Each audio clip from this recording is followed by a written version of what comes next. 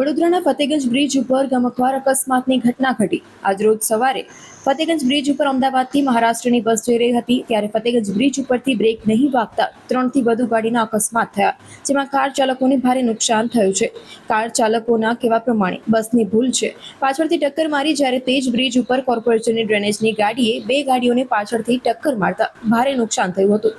Bridge ઉપર traffic જામના દ્રશ્યો પણ નજરે જોવા મળ્યા હતા, એટલે કે 5 જેટલી કારોને નુકસાન થવા પામ્યું છે।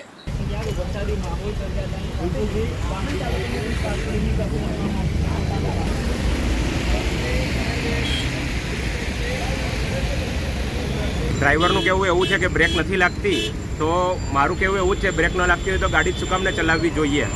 આ તો અમદાવાદથી કદાચ આવી છે બસ, તો અમદાવાદથી આવતા આવતા વચ્ચે બી ગમે તેનો જાનહાની થઈ શકતી હતી। આ તો અહીંયા સપાટ બ્રિજ છે અને એક્સિડન્ટ થયો, કદાચ ઢાળમાં થયો હોત તો કેટલાને લઈને જાત।